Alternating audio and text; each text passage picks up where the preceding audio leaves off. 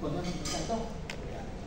Bom, então, retornando aqui, né, nós estamos fazendo a alternância com o Pico, né, com o Felipe, né? E nós estamos, então, a nossa parte aqui no momento é Super Young Mills, né? E nós estamos fazendo, vamos falar, Super Young Mills de 4 dimensões e 10 dimensões. Por que as 10 dimensões? As 10 dimensões, a motivação maior, né, porque das 10 dimensões nós geramos as supersimetrias estendidas, né? Então, por exemplo, a supersimetria n igual a 4, n igual a 4, Super Young Mills. Essa é a teoria mais proeminente que emerge da supersimetria em 10 dimensões. Uma justificada por que isso é importante e quais são os aspectos que vale a pena serem estudados. Aqui, como a gente está falando, né, esse curso ele tem mais o propósito de trazer uma cultura na área, né, não curso assim, não tem ninguém trabalhando a teoria n igual a 4, né?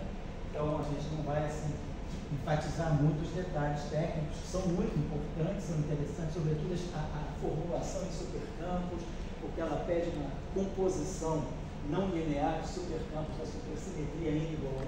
Então vamos trabalhar basicamente em componentes. Qual é o propósito? O propósito é mostrar, primeiro, é uma teoria quântica de campos finita no ultravioleta, então isso é importante. Segundo, até que ponto a finitude se mantém quando a gente quebra parte da supersimetria? É outro ponto importante. E o terceiro ponto importante, que é um ponto que ainda reside em aberto, é a questão das divergências infravermelhas. A gente tem bom comportamento ultravioleta, mas a gente não tem um bom comportamento infravermelho. A questão infravermelha é uma questão que tem muitos pontos em aberto. Bom, então, lembrando, quando a gente fala de supersimetria, Young Mills, vamos dizer assim, é algo que já está mais ou menos na cultura de vocês. Já tinha curso 1, curso 2, o Felipe está enfatizando agora aspectos quânticos do Young Mills em 4 dimensões. Nós já falamos aqui das características de Young Mills em 3 dimensões também, apresentamos modos de obter Super Young Mills em 3 dimensões a partir de redução dimensional, a partir também de ângulo triângulo. E a gente agora está falando Super Young Mills, né? A partir de redução dimensional, vamos falar de 10 dimensões para 4 dimensões. Só para lembrar aqui, se a gente pegar, por exemplo, o Lagrangiano de Super Young Mills, vamos colocar assim, Super Young Mills, n igual a 1, em 4D. Então nós estamos falando uma única supersimetria em 4 dimensões, o Lagrangiano de Super Young Mills. Vamos lembrar, Super Young Mills está composto, então, setor tem. O que Young Mills tem? Campo vetorial, campo de Gauge. Vamos falar ainda sem matéria. Vou colocar aqui. Sem matéria. É puro Young Mills, né? Puro Young Mills.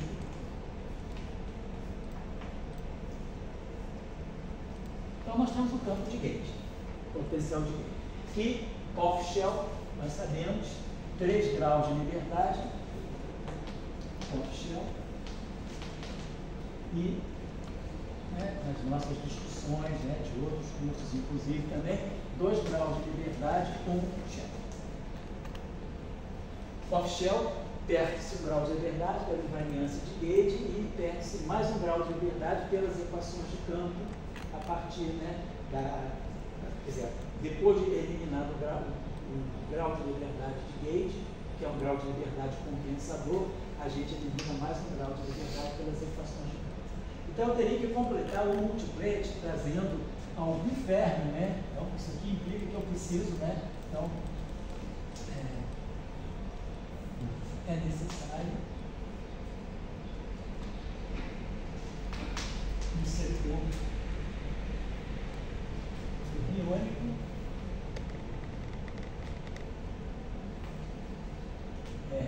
se eu pegar on shell, eu preciso de um fermo com 2 graus de liberdade. O setor fermiônico com 2 graus de liberdade on shell.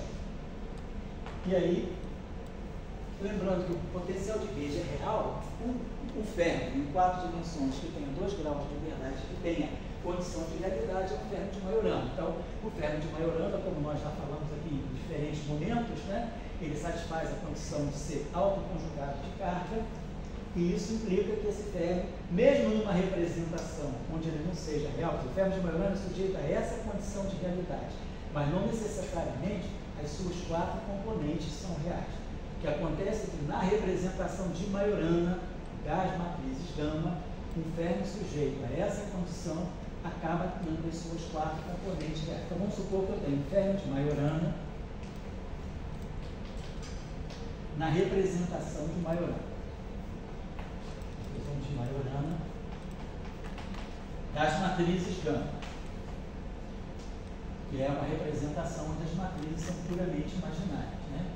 E aí isso me diz que o verbo de Majorana, na representação de Majorana, ele tem 4 componentes reais.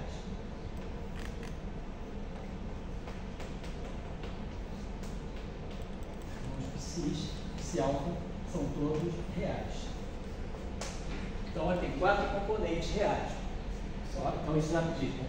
Sempre, né, o número de graus de liberdade é o número de componentes por 2, porque os graus de liberdade, para cada grau de liberdade, eu tenho uma coordenada de posição e uma coordenada de momento ou de velocidade. Só que no caso dos três, então, quer dizer, geralmente a gente, para cada grau de liberdade, duas coordenadas generalizadas descrevem um grau de liberdade. Aqui eu tenho 4 coordenadas generalizadas, eu devo escrever 2 graus de liberdade. Além disso, né, pelas equações de campo, a gente já sabe, o setor fermiônico ele tem derivada única, derivada de primeira ordem. Então, o momento é sempre proporcional ao próprio fermo, né? A gente vai derivar I gama, o tipo da ação cinética tem essa estrutura aqui. Então, quando eu derivo em relação à derivada temporal do campo, o que me sobra é o próprio campo. Então, eu não tenho derivadas temporais do campo aparecendo como velocidades ou momento generalizados. Eu tenho o próprio campo. Então, o número de graus de liberdade é 4 por 2, que dá os 2 graus de liberdade. Então, o shell, a gente consegue fechar, né? Então, se eu tiver um vazio, estou colocando aqui, porque ele coloca isso. Super Yang, vamos dizer Super Yang mesmo, poderia ser supermática também, né? N igual a 1, 4D com shell. Então, basta eu ter setor máximo menos um quarto do F-min F-min, que é o setor de Young-Mills, e depois o setor fermiônico, né? Como o setor é Majorana, aparece o fator 2, né? Para ferros de Majorana, a normalização é 2, porque, em geral, a gente mantém normalização 1 quando o campo é complexo, né? Ele está a normalização canônica é essa, para Klein-Gordon. Quando o campo é real, a gente coloca um meio, né? Porque esse campo aqui tem parte real e parte imaginária, então um meio para cada parte real. No caso do ferro de Majorana, né? Ferro de Dirac, a gente sabe que todo ferro de Dirac pode ser escrito como um ferro de Majorana, vamos chamar assim, um ferro Ki, mais um ferro Xi, mais, posso colocar assim, mais Xi. Então, todo ferro de Dirac pode ser decomposto nessa forma complexa com 2 ferros de Majorana. Psi conjugado de carga vai ser, esse é Majorana, então fica o próprio aqui, menos I, Xi, né? Porque a conjugação de carga tem uma conjugação complexa pela troca de sinal. E aí, claro, no ferro de Majorana, eu posso dar Psi mais Psi C sobre 2, né? É um ferro de Majorana, que é o Pi, e Psi menos Psi C sobre 2I é o outro ferro de Majorana, que é o Psi, né? Se eu tirar o conjugado de carga do Ki, vai ficar Psi C mais Psi CC. Mas Psi, conjugado de carga 2 vezes, dá o próprio ferro, né? Porque conjugação complexa é como se fosse um conjugado complexo. Estável recupera vamos dizer, a variável complexa original. Então, esse aqui é a Majorana e esse aqui troca o sinal aqui, mas tem menos I, então esse também é Majorana. Então, eu posso sempre escrever um ferro de Majorana como sendo a soma de um espilor de Dirac com seu conjugado de carga ou a subtração, exatamente como a gente faz com as variáveis, né, complexas. Se variável complexa tem parte real, parte imaginária. Então, a parte real é a soma, né, do conjugado de carga, conjugado complexo com a própria variável, e a parte imaginária, vamos dizer, está sobre 2. Quer dizer, o papel, quer dizer, a conjugação de carga na teoria espelorial, né, no caso dos termos, dos espinores em geral, a conjugação de cargo faz o papel da conjugação complexa no espaço dos números complexos. Então, eu boto o fator meio por isso, porque na verdade o fermo de Majorana, de um certo modo, é um fermo real. Ele pode, como eu falei, dependendo da representação, ele não tem a cara real. Ele não é real, mas ele tem um número de componentes equivalente a como se fosse real. Então, o fermo de Majorana, na representação de Majorana, ele tem 4 componentes reais. Mas o fermo de Majorana, na representação de Dirac, que é aquela representação que a gente conhece normalmente, né? 1, 0, 0, 1, né? E depois os outros 0, sigma, menos sigma, 0. As 4 matrizes gama na representação de Dirac são essas. E o fermo de Majorana, ele tem uma forma diferente. Né? Então ele tem aqui psi1, psi2, aqui é o psi1 star, alguma coisa aqui, psi2, menos psi2 star. Ou seja, as componentes não são reais. São complexas, mas elas estão ligadas. Essa componente aqui, os 2 números reais que aparecem aqui, e os 2 números reais que aparecem aqui, aparecem aqui. Então tem 4 números reais aqui, como nós temos 4 números reais e 4 componentes. Só para lembrar esse detalhezinho, por causa do fator 1/2, né?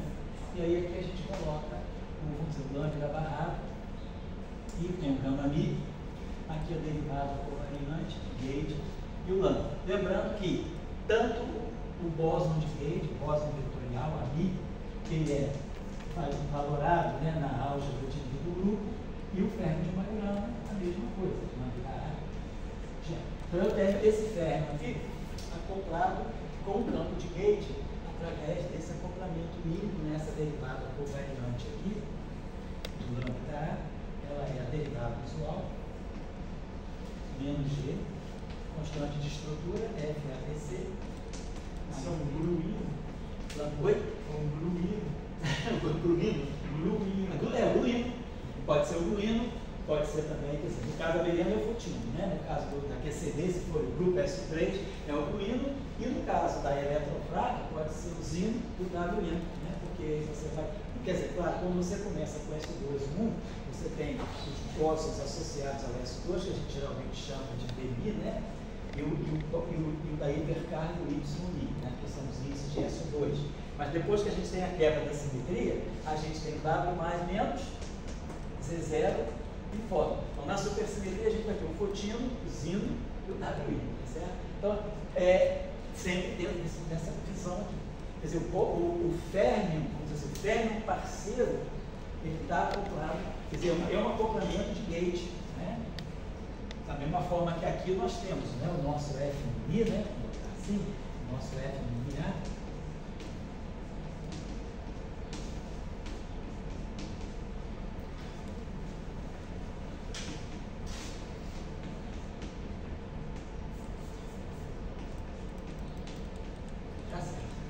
Então, no caso abeliano, claro, as constantes de estrutura são do zero, né, no caso abeliano, então eles ficam desacoplados. Então, no caso abeliano, o fluido, vamos dizer, o fotino, né, o fotino não tem um vértice de acoplamento com o fóton. Mas no caso não abeliano, o fotino, então, se acopla ao fóton. Claro que depois, se eu introduzir o setor de matéria, ambos vão se acoplar com o setor de matéria, mas entre si, né, no caso não abeliano, eles já se acoplam, e são campos que, por quê? Porque o gruíno, né, o fotino, o gruíno, o WIno, o zino, não importa, eles carregam o índice, né, eles carregam a carga de gauge. Então isso aí seria on-shell. Se fosse off-shell, eu preciso de um grau de liberdade, e aí off-shell eu teria 3 graus aqui, e aí eu precisaria, eu teria 3 graus de 4, os 3 graus de liberdade off-shell desse campo aqui, eu precisaria ter aqui também 4, eu teria, off-shell teria esse grau de liberdade, então eu precisaria de mais de um grau de liberdade off-shell, que seria, eu teria, por exemplo, 4 graus de liberdade no setor de gauge, e precisaria 4 graus de liberdade no setor fermiônico. Essa é uma leitura. Ou então a gente parar aqui, né? A gente poderia pensar assim, eu tenho off-shell, isso aqui eu botei off-shell, vou botar aqui off-shell, em 4 dimensões. Então, aqui, No multiplate de gauge, normalmente eu não estou colocando aqui, não estou voltando na supersimetria, estou dando o resultado da supersimetria. O multiplate de gauge, vamos dizer assim, posso colocar, vou chamar aqui. A letra usual, normalmente é isso aqui, a gente tem um supercampo em supersimetria, que é um supercampo de natureza escalar e automaticamente real, escalar e real. Esse campo aqui ele contém como campos componentes um potencial vetorial, um fermo de Majorana e tem um campo extra aqui. Vamos ver como. Esse cara aqui tem off-shell. Esse cara aqui tem 3 graus de liberdade, esse 1,4. Mas o campo de Majorana off-shell, ele vai ter 4 graus de liberdade. O campo de Majorana só tem 2 graus de liberdade se eu usar a informação da equação de campo. Mas se eu não usar a informação da equação de campo, se eu não usar a equação de Dirac, porque a equação de Dirac ela tem a equação de Dirac livre sem massa. Ela relaciona, né, é uma equação diferencial que a gente sabe cuja solução tem essa estrutura. Eu tenho um fermo de 2 componentes aqui, e aqui eu tenho aquela combinação sigma escalar Q sobre R, e aqui eu tenho esse mesmo fermo de 2 componentes. Então, on-shell, na verdade, as 4 componentes, só 2 complexas são independentes. Então, no caso do off-shell, né, eu já tenho todas as componentes que eu não tenho uma equação de campo que vai relacionar as componentes entre si. Então, eu fico com 4 graus de liberdade. Então, off-shell, nós temos 3 graus de liberdade aqui, só suprimiu o grau de liberdade de gauge e tem 1 grau de liberdade aqui. E aí aqui eu tenho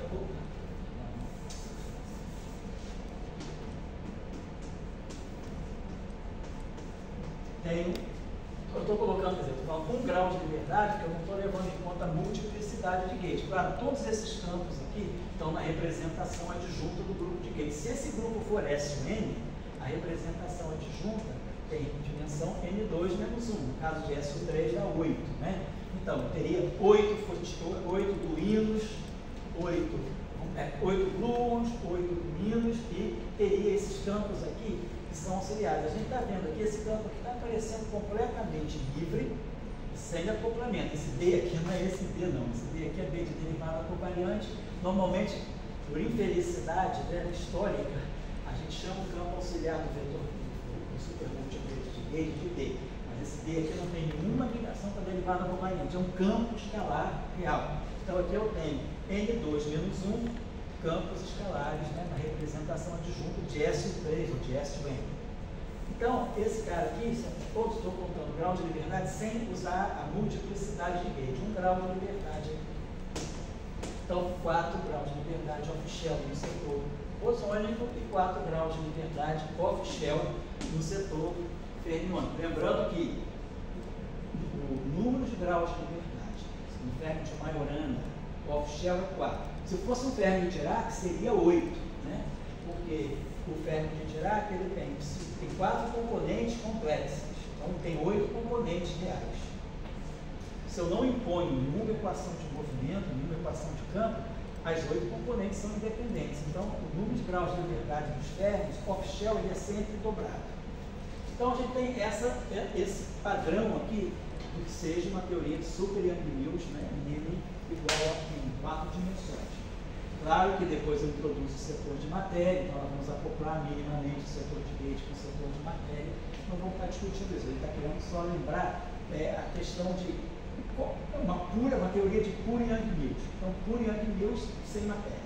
E aí eu estou querendo falar do pure Yang-Mills mais amplo que nós podemos ter em 4 dimensões. Então, como nós tínhamos relembrado, né, na aula passada, no nosso encontro anterior, em 4 dimensões, né, nós temos uma relação entre o número de supersimetrias estendidas, quantas supersimetrias independentes eu posso ter, e o número de dimensões.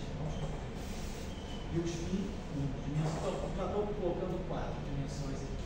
Então, em 4 dimensões, eu vou ter posso ter N supersimetria, vou colocar assim, N SUSs.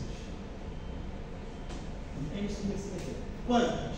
Como é que eu vou limitar? Eu posso ter um número indefinido de supersimetrias, então a gente sabe que existe um bound, né? Existe uma relação entre o spin máximo da representação fundamental. O que é a representação fundamental de um grupo? É a representação de mais baixa dimensionalidade daquele grupo. No caso do S2, a representação, claro, esquecendo a representação escalar, que essa é trivial, né, não é um só. S2 é o duplete, S3 é o triplete, S4 é o quadruplete. Depois, claro, existem as outras representações, mas a gente em geral chama a representação fundamental de S ou N, é esse tabulador de Young aqui, essa que tem dimensão N, e depois, claro, eu posso compor, multiplicar tensorialmente duas representações, que aí vai ter N menos 1 sobre 2, isso aqui é assimétrica, ou posso pegar a representação assimétrica, que é N mais 1 sobre 2, e assim vai. No caso de S3, esse aqui é 3, isso aqui esse aqui também é 3, é o 3 estar. No caso de S3, essa aqui é a representação triplete, essa aqui é o antitriplete, e essa aqui é a representação do sextete, né? E depois tem o octete, tem essa representação aqui, no caso de S3, a representação adjunta. Bom, então, a gente sempre tem, dado um certo grupo de simetria contínua, né? A gente sempre tem uma representação fundamental, que é a representação de mais baixa dimensionalidade que aquele grupo pode ter. Só tem que ter um cuidadinho no caso de SO4, por exemplo. No caso de SO4, tá bom, eu tenho transformações ortogonais, matrizes 4x4, atuando em vetores colunas 4 componentes. Só que no caso do SO4, como é o caso também do grupo de Lorentz, SO3, a representação fundamental não coincide com a ordem das matrizes. No caso de SO4, tem representação bidimensional. E no caso do grupo de Lorentz também. A gente tem a representação meio zero e a representação 0,5. Então, essa é a representação fundamental left, a representação fundamental right, e no caso do SO4 também. Eu tenho representação left e right bidimensional. Mas existe sempre uma representação de dimensão mais baixa. E na supersimetria, dentro dessa representação, que a gente sempre tem um multiplete misto de bósons e férmions. Então a gente pergunta qual é o spin máximo contido na representação fundamental de uma dada supersimetria ou de um dado conjunto de supersimetrias. Então, em 4 dimensões, o spin máximo da representação está ligado à parte inteira de M sobre 3.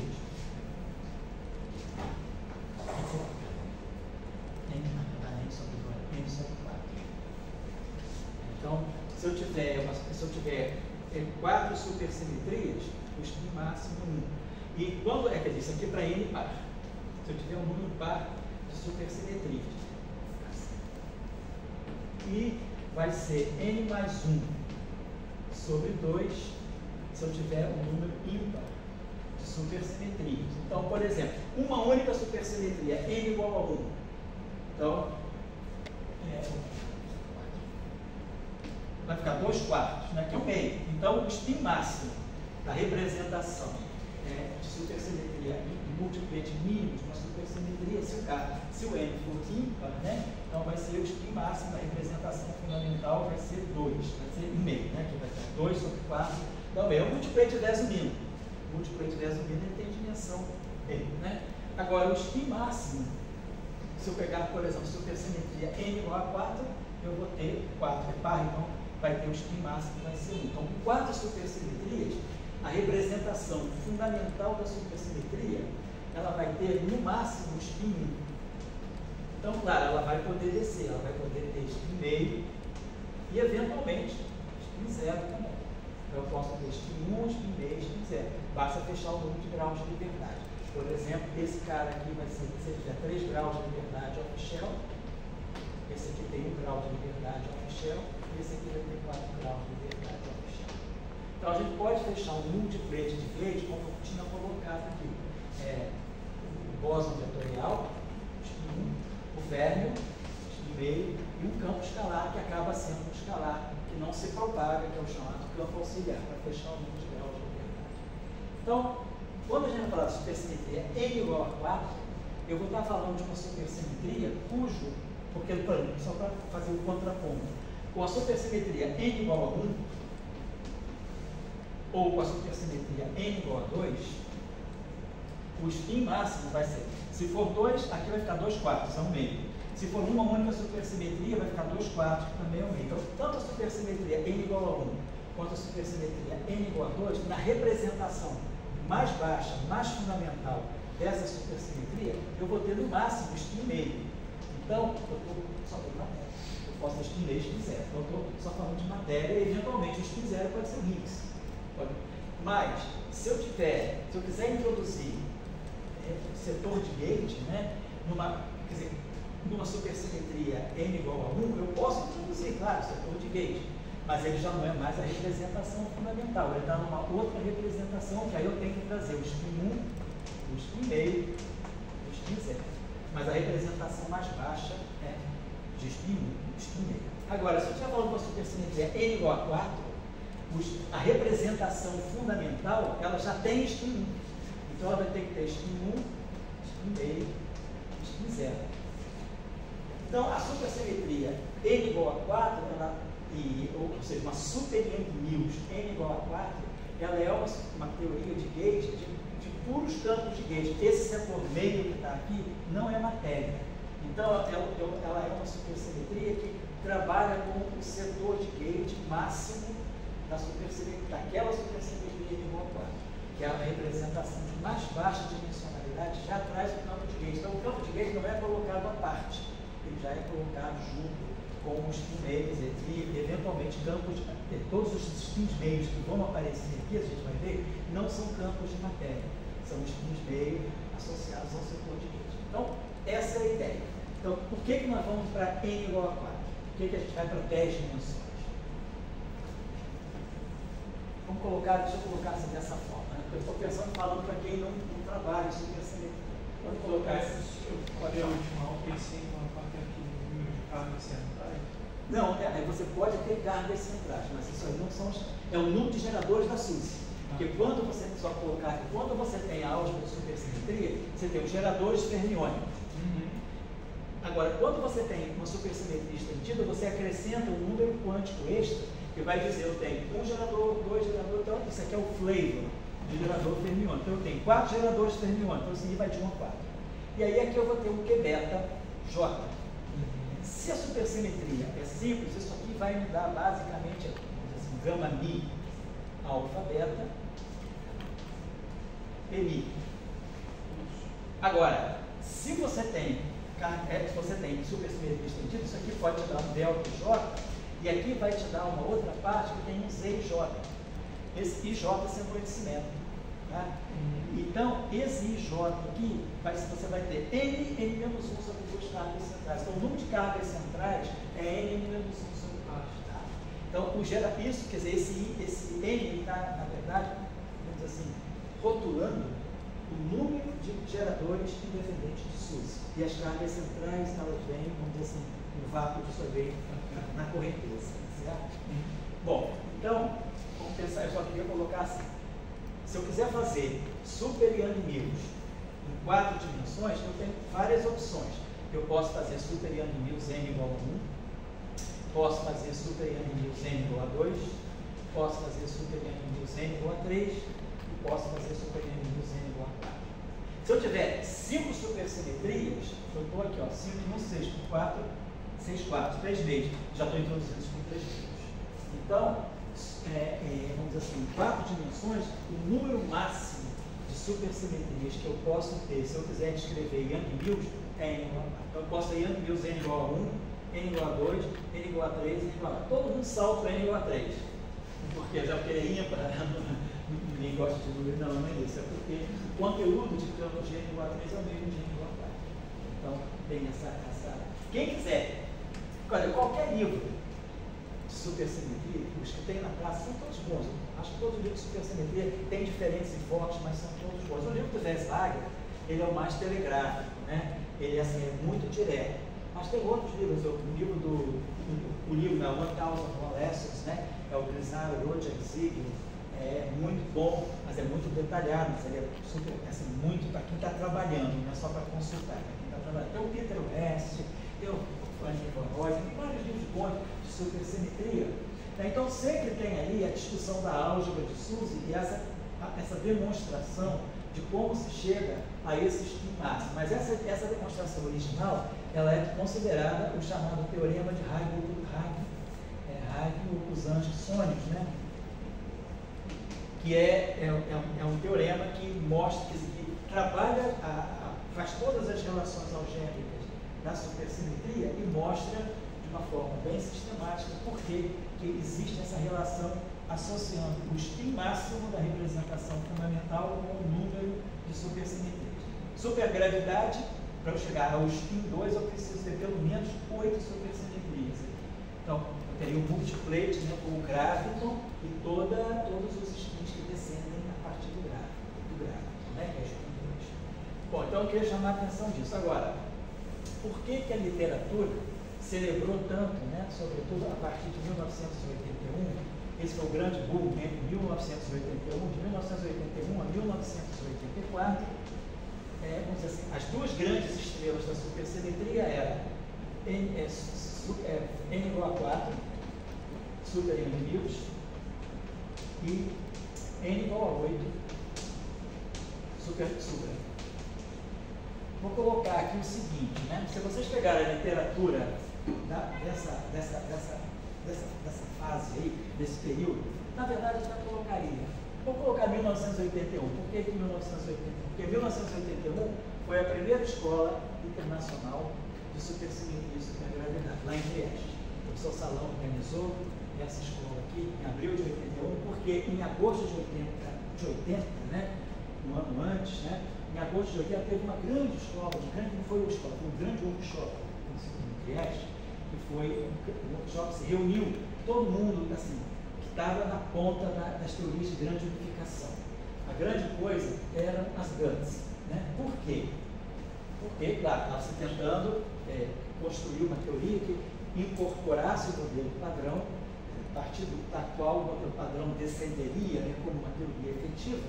Eu teria uma teoria mais ampla, né, que incorporaria, né, todas as interações do modelo padrão e daria, vamos dizer assim, daria uma justificativa para o padrão de quebras, né, dessas transições de fase do universo primordial. E nessa escola, nesse workshop de GUTS, já começaram a aparecer começou a aparecer a importância da supersimetria por causa da redução das divergências ultravioleta das supersimetrias. Então, as teorias de grande unificação, elas têm um grande problema, que é o que vocês já conhecem, o problema da hierarquia de Gage, porque ela precisa de campos escalares para poder quebrar esse nível. Então, Higgs Dória já está aqui, eu posso dizer, Higgs é essencial.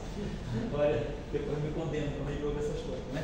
Supersimetria, quebra de simetria feita com Higgs, tá certo? Campos escalares, né? Do campo de Higgs, beleza. Só que os campos de Higgs têm um problema. Quando a gente começa a incorporar as correções quânticas dele, a primeira correção que o campo de Higgs recebe, de um campo escalar massivo, ela é quadrática no cutoff, né? Ela é uma divergência quadrática. E aí você arruma tudo bonitinho para fazer a quebra de simetria, ganhar, vamos dizer, o padrão de quebra, ganhar as massas. Aí quando você coloca a teoria, isso tudo tem leve. Aí você vai colocar efeitos de um grupo. Quando você coloca efeitos de um grupo, o escalar, né, que é tão importante para a quebra da eletrofraca, a escala eletrofraca, né, a escala, energia eletrofraca, electronegative. A escala está ligada ao valor esperado no vácuo do Higgs, que é 246 Hz. Isso tudo é leve. Quando a gente incorpora a correção quântica, o potencial que gera esse valor esperado no vácuo, que é Φ2 mais Φ4, ele recebe correção. O termo Φ2 vai receber correção quadrática no cutoff. Então, isso aqui vai fazer com que esse potencial receba uma correção de altura. Então, se o cutoff, né, qual é a física que está abaixo, que está acima do modelo padrão? Então, acima do modelo padrão, todo modelo padrão, S2, S3, S2, eu vou ter que integrar todos os graus de liberdade off-shell, quer dizer, os graus de liberdade virtuais, até uma escala que vai ser a próxima escala. Ou eu vou até a escala de Planck, porque eu não tenho nenhuma física, né, entre 246 Hz e a escala de Planck, que é 10 a 19 Hz. Se eu tiver uma física por aqui, então eu vou integrar até aqui. Se essa física aqui for a grande unificação, eu tenho aonde parar. Senão eu vou para a escala de Planck. Se eu for para a escala de Planck, isso aqui vai explodir com 10 a 38. E aí arrebenta toda essa arrumação que eu fiz, né? Aí você vai a um loop, você tem que fazer o que a gente chama de fine tuning. Você vai a um loop, renormaliza, e aí vai fazer de novo a minimização do potencial corrigindo um loop. Aí você vai para 2 loops, destrói tudo de novo. Aí você vai ter que fazer de novo uma renormalização para poder fazer a quebra da simetria. Então, isso é o problema da hierarquia de gate, né? Hierarquia nesse sentido. A simetria, quer dizer, a quebra da simetria, ela te dá uma escala. Mas aí quando você incorpora a correção quântica, essa escala explode. E aí você quebrou a hierarquia das quebras, né, do modelo, das teorias de grande unificação. Que aqui a gente teria uma quebra em 10, na época, antes da supersimetria, 10 a 15 GeVs para a quebra da Gutt. E depois 10 a 2 GeVs para a quebra da eletrofrágil. E aí ficaria lá embaixo no modelo padrão. SO3, SO2, 1 quebrado, né, em 10 a 2 GeVs. E aqui em 10 a 15 GeVs eu teria a quebra da Gutt. Mas aí teria o problema de que esse cutoff aqui é 10 a 15, então isso explodiria, desmantelaria completamente a quebra da simetria eletrofrágil. Então, a supersimetria resolveu esse problema, ela elimina as divergências quadráticas dos escalares. A gente pode até dizer o seguinte: as simetrias protegem, né, as teorias vamos assim, de ter grandes cutoffs. Por exemplo, simetria de gauge, o que ela protege? A massa do fóton. Se o fóton tem massa zero na teoria clássica, quando eu quantizo, né, quando eu quantizo Maxwell, ou quando eu quantizo Young-Mills, né, digo que tem QCD, hoje tem quer dizer, Maxwell, QD, né, eletrodinâmica quântica, o fóton continua com massa zero, todas as ordens em teoria de perturbação. E quando a gente vai olhar esse gráfico aqui, né, com 2 fótons externos, a gente vê que qualquer que seja o número de loops que eu uso para corrigir o propagador do fóton, o polo do fóton continua sendo K2 igual a zero. Mas a gente vai ver no curso depois, né? Quando a gente for fazer descendente de lá de North-Taylor, do Wharton, de North-Taylor, a gente vai ver que exatamente a polarização do vácuo, ela tem polo em K2 igual a zero. Então a massa do fóton não sofre alterações devido às correções quânticas, como acontece com a massa do gluon também. Então, se não houver anomalias, claro, tiver fermions quirares, numa teoria normal com fermions com a quiralidade balanceada, a gente mantém um campo de gauge de massa zero, mesmo quando introduz as correções quânticas.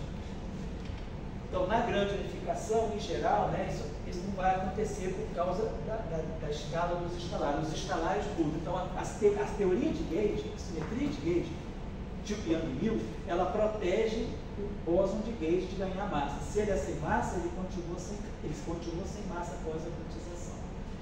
No setor fermiônico, nós temos a simetria quiral. O férmio quiral, que é o férmio de Weyl, é o férmio de massa nula. Então, nós temos a equação do Dirac sem massa. Ela quebra em left e right independentemente. E aí a gente tem quem é que protege o férmio de ganhar massa. É a simetria quiral, é a simetria gama-5. Né? Então, se o férmio é sem massa e a teoria tem invariância quiral, o férmio permanece sem massa mesmo após a quantização. No caso do escalar, faltava isso. O escalar ele não tem protetor. Então a supersimetria ela entra como a supersimetria protetora dos escalares. Se o escalar é sem massa, qual é a simetria que vai manter o sem massa após a quantização? É a supersimetria. Então é uma das motivações que na época, porque tudo tem assim a sua razão histórica, né? A supersimetria não nasceu para isso. Ela nasceu de uma forma diferente. Ela nasceu, como a gente tem falado aqui em várias ocasiões, ela nasceu no sentido de mostrar que ela era uma extensão do espaço de Minkowski, né? Ou seja, uma extensão que permite mostrar que a simetria conforme, ou seja, os 15 geradores do grupo conforme, né? Poincaré, translações, Lorentz, dilatações e os bustos conforme, esses 15 parâmetros do grupo SO24, eles podem ser gerados a partir de uma simetria, de um grupo que tem geradores fermiônicos, que é a supersimetria. Então a supersimetria ela nasce muito no sentido de explorar qual é a simetria máxima que eu posso ter no espaço-tempo de Minkowski, a simetria máxima das altas energias. Isso é uma questão da época, que a gente está falando de 1973. Em 1969 e 70 foi descoberto o esquema de Bjork no slide. Então mostrou que a a altíssimas energias, as energias são tão altas que as massas das partículas podem ser desprezadas, todo mundo fica sem massa. Nesse regime eu ganho simetria de escala. Então a simetria de escala, ou a simetria conforme, é uma boa simetria da física de altas energias. Mas a pergunta é a máxima? Você é sempre satisfeito, a gente fica sempre buscando. Será que a simetria é máxima ou tem algo ainda que seja mais forte? Vamos buscar, e aí encontra-se supersimetria. Está ainda acima da escala da simetria conforme. Dessa supersimetria, eu gero as simetrias, gero a simetria conforme. Então, isso já era uma motivação para introduzir a supersimetria nos trabalhos, 73, 74. Quando se tenta levar, aí se faz supersimetria, como é que ela altera o modelo de verso mínimo? Como é que ela altera a QED? Como é que ela altera, quais são os seus efeitos nas teorias de Gauge usuais? E aí viu-se que ela protege o escalar de ganhar massa. Se ela não deixa a massa do escalar explodir as escalas, ela protege a hierarquia de Gauge. E aí você fala, opa, esse é um caminho para a grande unificação funcionar. Então, a partir de 77, 76, 77 é o ano-chave, as teorias de grande unificação começam a ser, assim, elas retornam a ter as ações em alta, que estava meio embaixo, né, por causa da hierarquia de Gauge. Aí as ações começam a subir de novo, porque, não, apareceu uma simetria que pode proteger a hierarquia de Gauge, das grandes unificações. E aí a supersimetria entra nesse sentido. E aí... Gauge só fala a unificação do SO3. É isso. O que é a GUT? Seria um grupo de Gauge. A dúvida no segundo sentido. Essa grande unificação quer dizer que tem gravidade aí? Não, uma boa pergunta. Essa é uma grande unificação sem gravidade. Ela é um grupo que ela vai te dar no final do dia, SO3, SO2, né? O 1. E aí depois a quebra eletrofraca vai te dar SO3, 1. Então a gente sai de uma grande unificação que pode ser, grupos mais populares são SO5, SO10, S6, existem outros, né? Então você tem um grupo mais amplo, a partir desse grupo você mostra como o modelo padrão pode emergir de uma simetria, onde essas três simetrias aqui estão unificadas. Então aqui eu tenho uma constante de acoplamento G, aqui eu tenho uma constante de acoplamento G', e aqui eu tenho uma constante de acoplamento G duas linhas. O que significa aquele grupo de grande unificação? Que eu tenho uma única constante de acoplamento, sei lá, pode ser G', da qual então vão derivar G', G' e G duas linhas. Claro que a constante de acoplamento eletromagnético não é o G duas linhas, é essa combinação do G' com G duas linhas, com aqueles ângulos de Weinberg, né? Mas a ideia da grande unificação era mostrar que todas as interações provêm de uma interação, mas sem gravidade. E aí depois é por isso que a supergravidade ganha força. A supergravidade entra. Mas qual seria essa interação dessa constante G'? Essa constante G' é uma constante de acoplamento que é única e que pela... A interação seria uma que unifica forte, fraca e uma só. É aquele famoso gráfico, né? Acho que a gente coloca as constantes de acoplamento, né? Em função da energia. Então, a constante de acoplamento da QCD vai descendo, da eletrofraca vai descendo, da QED ela sobe até que as três se encontram numa escala na faixa sem supersimetria 10 a 15. Em 10 a 15 GeV, as três as equações o fluxo, né, do grupo de renormalização, ele faz com que essas constantes de acoplamento converjam nessa região. Hoje, com supersimetria, a escala de grande unificação é 10 a 16. A supersimetria refinou esse cálculo em 1992. Bom, então, vou apagar aqui, a motivação inicial para a supersimetria era simplesmente buscar a simetria mais ampla possível da física de interações fundamentais ou das interações no limite assintótico das altíssimas energias. Então, altíssimas energias, qual é a simetria máxima que eu posso ter? Até 1969, 70, pensar, tem a simetria conforme. E isso foi confirmado no SLAC, né, com os espelhos de Bjork, mostrando que as seções de choque mostravam comportamento de escala.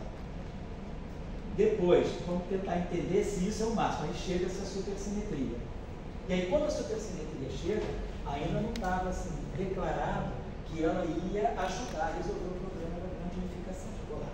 E aí, quando se mostra o poder da supersimetria no controle das divergências ultravioletas, se diz, a supersimetria pode ser o grande antídoto para resolver o problema da quebra da hierarquia de níveis. Só um instantinho, só, tá, Karine? E depois, isso aqui ainda não se falava de finitude, está se falando que a teoria é normalizada.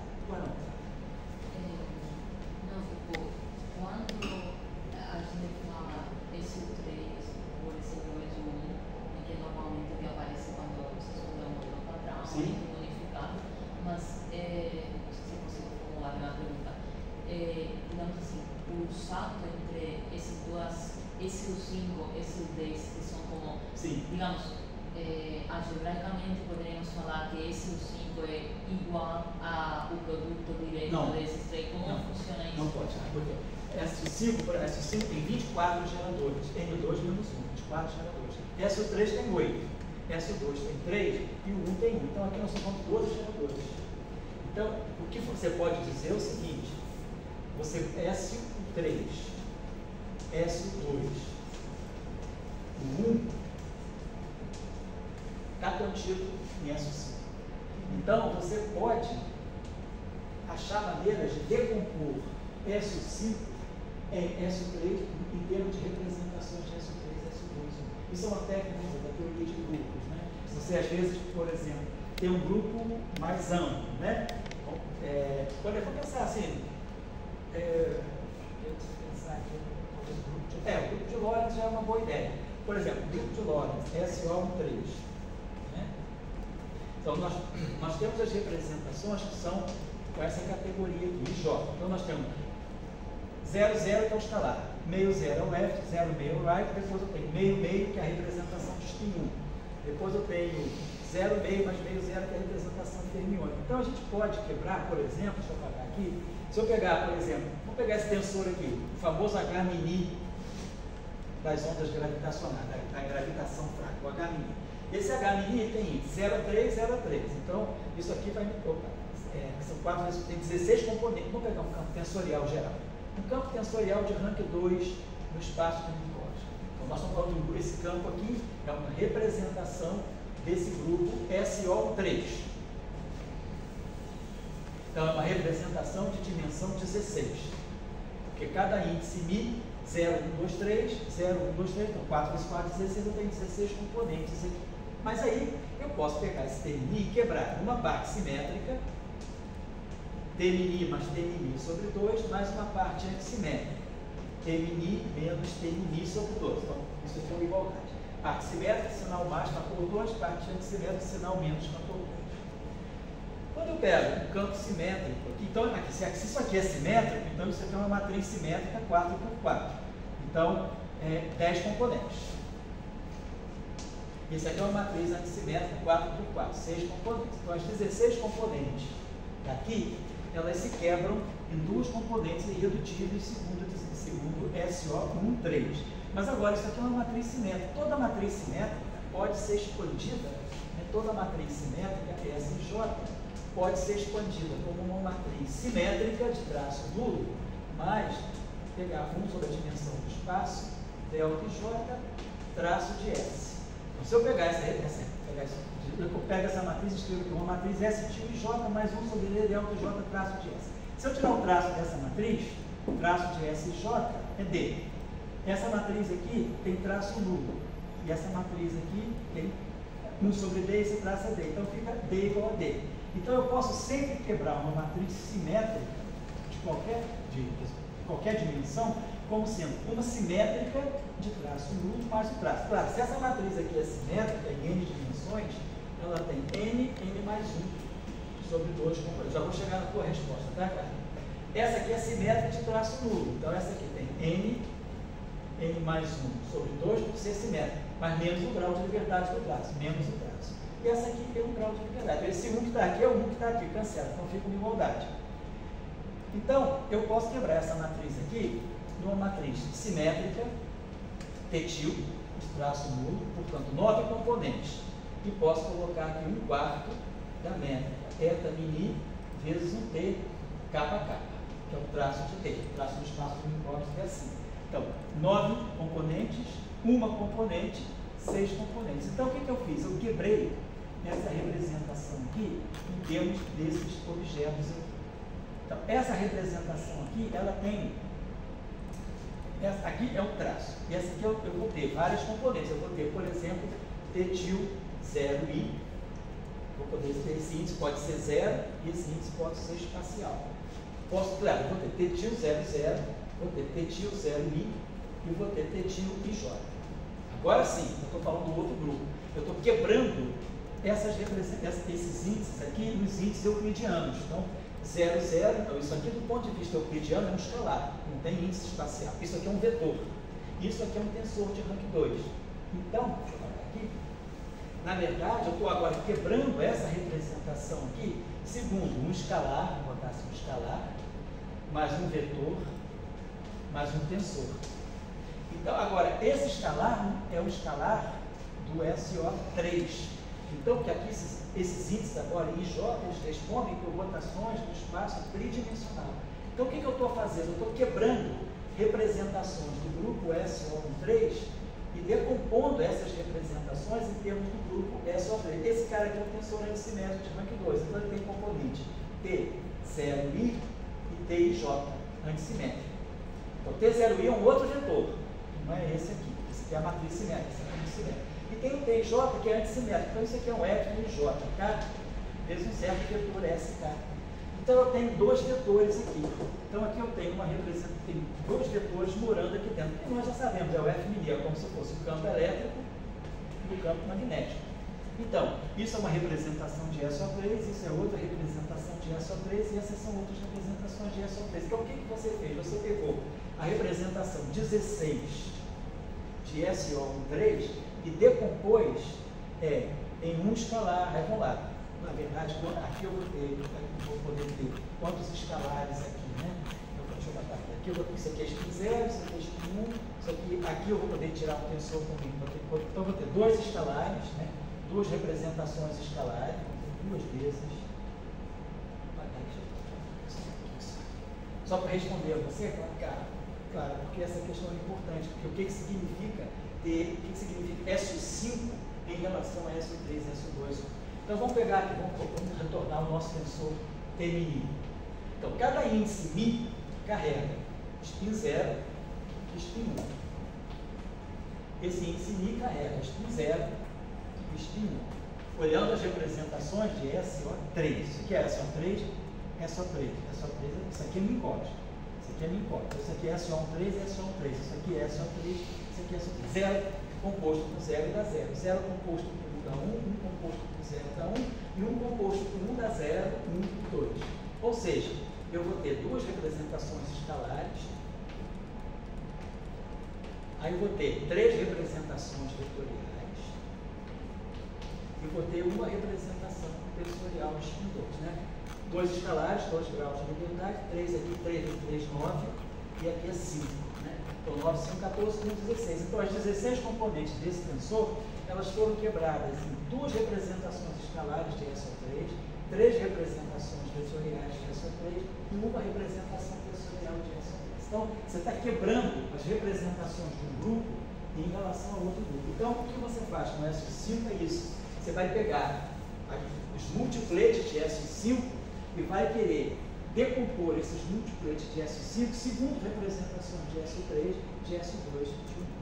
Então, agora, o que significa realmente essa grande unificação? Unificação em que sentido? Então, aqui a gente já fala de um modelo unificado. Mas unificado em que sentido? As constantes de acoplamento são diferentes. A constante de acoplamento forte é uma, a fraca é outra e a eletromagnética é outra. Né? Tem uma hierarquia. Essa aqui é cerca de 10 a 4 vezes maior do que a fraca, do que a eletromagnética, e 10 a 7 vezes maior do que a fraca. Então, eu tenho interações completamente diferentes. Mas por que eu estou falando de unificação? Porque eu tenho um lagrangiano único que descreve as três interações. No mesmo lagrangiano eu tenho QCD, eletrofraca e máximo. Então, a unificação se dá no sentido não de que as interações se uniram numa só, mas que eu tenho uma formulação unificada para 3 interações diferentes. Então, esse é o sentido do modelo. A unificação do modelo padrão está aqui. Agora, a grande unificação, porque ela agora não é unificação, é grande unificação. Porque as 3 constantes de acoplamento convergem para uma só. Então, agora você está falando de uma interação única que se decompõe em 3 a mais baixas energias. Então, acima, você tem 246 GeV, e aqui você tem 10 a 16 GeV. Então, daqui para baixo, aqui eu tenho SO3, SO2, 1. Mas não tem fóton. O fóton só vai aparecer aqui não. Aqui eu tenho SO3, 1. Esse 1 que está aqui é o 1 da hipercarga. Esse 1 que está aqui é o 1 eletromagnético. A constante de acoplamento que está nesse 1 aqui não é essa aqui. Aqui, o que aconteceu aqui? Aqui aconteceu a quebra espontânea esse breaker. O Higgs entrou em ação. E aí o Higgs gerou para mim o fóton e gerou os blues e os E0. Mas o Higgs não tocou nos blues. Os blues passam transparentes pelo blue, pelo Higgs. Ele só dá massa, vamos dizer, do Z0, do W, das partículas de matéria. Então, vamos dizer, aqui então eu tenho 3 constantes de acoplamento. Vamos dizer, eu tenho essa, vamos dizer, G strong, vamos dizer assim, G weak e G Y hipercarga. Então eu tenho 3 constantes de acoplamento distintas, 3 interações distintas, mas descritas por um lagrangiano único, que é o standard novo. Aqui embaixo eu já quebrei tudo, mas aqui em cima, daqui para cá, eu tenho uma única constante de acoplamento. Eu vou chamar de G, e eu teria um grupo unificado, poderia ser o SO5, esse tipo de grande unificação. Aí sim, você pode falar de unificação no sentido de que só tem uma constante de acoplamento para descrever. Essa é a questão. Interessante. Obrigada. Então, digamos assim, por acima dessas energias, no universo nesse sentido, com essas energias, a gente, digamos, está pensando que deve existir uma única interação. E a gente então procura um modelo matemático, nesse caso esse grupo, que explique dessa forma, que descreva essas interações. Aí sem a gravitação. Então, aí a gravitação entra onde? A gravitação a gente espera que entre na escala de Planck, que é 10 a 19. Não é tão longe, aqui é 10 a 16, vai para 10 a 19, são 3 ordens de grandeza. O problema é aqui, de 10 a 2 para 10 a 16, você tem 14 ordens de grandeza de deserto. Nosso Moisés ele atravessava o deserto, no deserto, mas interessante. Cara, aí o desespero um pouco é esse. Poxa, onde é que tem um oásis? Eu vou respirar, vou pegar água fresca, vou ter que andar, caminhar 14 ordens de grandeza para poder pegar um oásis com tâmara e água fresca? Não. A quebra de supersimetria, ela talvez ofereça um oásis por aqui, na faixa de 10 a 12. Então, você pode povoar, você vai começando a criar oásis em meio aos desertos. Então, o grande deserto que a gente tem vamos dizer, daqui para a escala de Planck, 10 a 2 para 10 a 19, são 17 ordens de grandeza, você morre de 6. Aí você começa a colocar oásis aqui, depois tem outro oásis aqui, até que você chega na escala de Planck, tá certo? E aí a unificação é isso, é o modelo padrão. Unificado no sentido de um lagrangiano único para descrever 3 interações diferentes. A grande unificação está aqui. Você tem um lagrangiano único, uma única interação, uma única constante de acoplamento, certo? E aí, claro... Aí se fala em gravidade? Você fala de gravidade a partir... Aqui ainda não, mas quando você vai chegando na escala de Planck, eu já estou próximo da escala de Planck. Então, será que eu já não estou sentindo um efeito da quantum gravity aqui ou não? Quer dizer, a teoria de grande unificação ainda, vamos dizer assim, ela ainda despreza, negligencia os efeitos de gravitação aqui. Para eu introduzir gravitação em cima da grande unificação, eu tenho que chegar na supergravidade. Então, o primeiro momento em que a gente consegue pensar numa unificação da gravidade com as demais interações é quando você traz a supergravidade. E isso aí vai acontecer justamente no início da década de 80 com as teorias com a supergravidade em globo. Tinha para o SO5 também. Foi? Vários. Tem um Higgs 24 que quebra SO5, depois você vai quebrar. Aí depois que você quebra o SO5, você vai ter que quebrar SO3 e SO2. Então você tem dois Higgs lá em cima, você precisa de na verdade, dois múltiplos de Higgs. Um é 24 dimensional. Tá, e esse Higgs de mais alta temperatura? Mais alta não tem nada? Não tem nada, é outro Higgs. É outro Higgs. Olha, que eu não gosto. Dá onde Por que o Dória não gosta? Tem da onde eles Hã? tem alguma Não, aí você pensa, o que pode estar dando origem a esses higgs, né? Você precisa, na verdade, para você quebrar esse ciclo, você precisa de um multiplate de 24 higgs, ou seja, um higgs na representação adjunta. No caso de SO2, quando a gente quebra, né, no modelo padrão SO3 e SO2, o meu higgs, ele é um duplete de SO2, então eu boto apenas um duplete, a representação fundamental de SO2. Para quebrar SO5, eu preciso de um higgs na representação adjunta. Não é numa representação 5-dimensional, é numa representação 24. Então, agora, da onde vem esse Higgs? Essa aqui é a grande crise. Qual é a origem do Higgs? Porque física, mais fundamental, está dando origem a esse Higgs. Então, essa é uma proposta das cordas, né? Pelas cordas, buscar a origem desse setor de Higgs, que é um setor assim, ad hoc, né? Que você vai colocando a mão, né? Talvez tenha uma física mais fundamental. Quer dizer, a grande unificação já é também uma teoria efetiva. Porque você recebe esse Higgs sem saber de onde ele vem. Uma delivery em casa, né? O cara do. Como é que é o nome desse posto lá? iFood. Chega o cara do iFood, né? Com a pizza, mas que deu a origem. Onde está a origem da mozzarella? Qual é? É boa, é ruim? É boa cabra, não é? Mozzarella de búfala? Então é isso aí, um pouquinho. Está claro, Carinha, para você o que significa unificação? O que significa... Porque às vezes em física a gente usa a palavra unificação de uma forma muito ampla. Assim, unificou, então é tudo igual. Não. A unificação significa você ter coisas muito distintas descritas no formalismo único, que é o papel da simetria. O que a simetria faz? Ela unifica as diversidades. Eu tenho o próton e o nêutron, que são completamente diferentes. Mas quando eu tenho a simetria de spin isótopo S2, né? Eu tenho o próton, que é diferente do nêutron, mas eu consigo unificá-los numa descrição única, né? Que é o modelo de Heisenberg lá de 1932. Então, o significado de unificação, agora sim, aí quando você fala, uma coisa é unificação, outra coisa é grande unificação. E aí outra coisa seria a hiperunificação, que é quando você vai colocar a gravitação.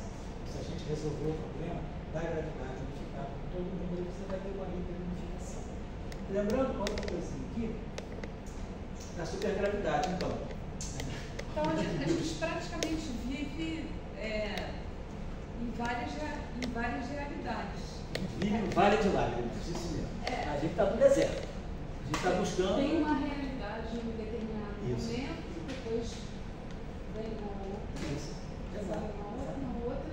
Exato. Você está sempre construindo novas realidades a partir daquilo que você, vamos dizer assim, vai incorporando. Hoje, claro, com os supercomputadores, você pode ter cálculos não perturbativos muito precisos e cálculos perturbativos potentes. Então, você pode compreender melhor, porque muito dessa nossa, vamos dizer, peregrinação ao longo dos anos 80 e 90 foi buscando unificação através de teoria de perturbação.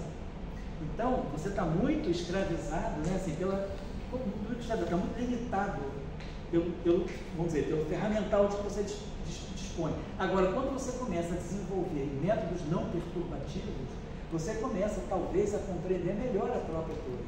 Porque o método não perturbativo vai te revelar melhor qual é a estrutura do vácuo e vai te dar uma ideia de fenômenos que, independentemente da ordem que você está, que são fenômenos realmente intrínsecos à teoria. Então, compreendendo os fenômenos não perturbativos, você pode, talvez, ter um caminho melhor para a unificação com a gravitação. Então, como você falou, tem muitas estradas e a gente vai melhorando. Então, a gente vinha até 1972, 73, né, sem a supersimetria, a gente estava tendo um grande problema, o meu problema é criar uma teoria de unificação. Mas como você tem o problema da hierarquia? Os escalares necessários, Dória não está aqui, os escalares necessários para quebrar as simetrias, eles geram uma escala quando são quantizados, uma escala que quebra, destrói todo a tua construção de quebra de simetria.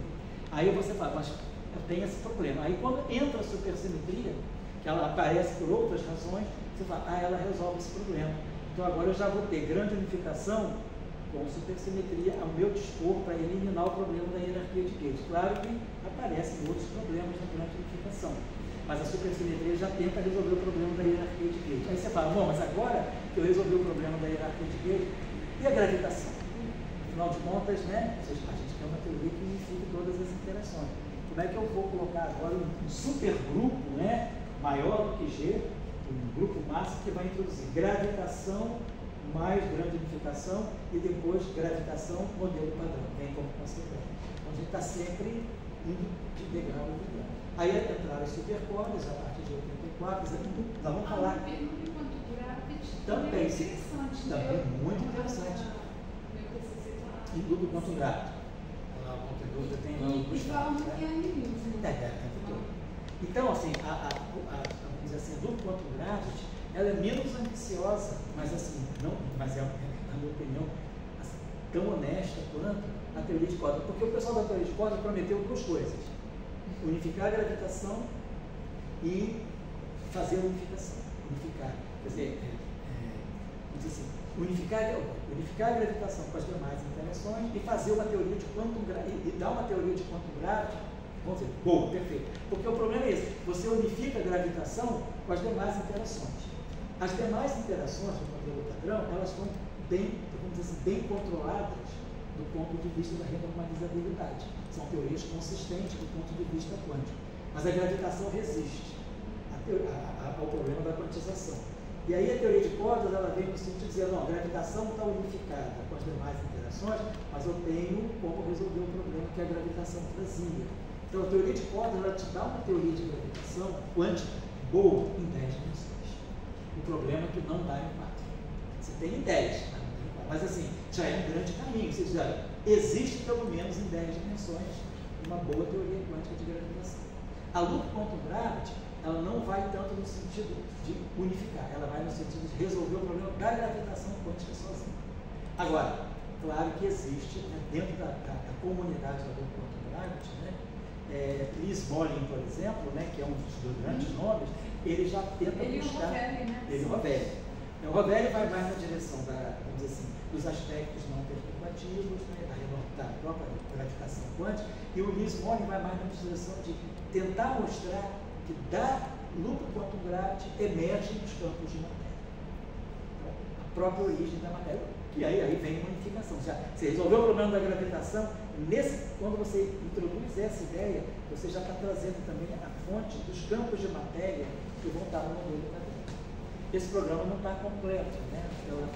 Mas ela é uma visão mais do Lee Smolin.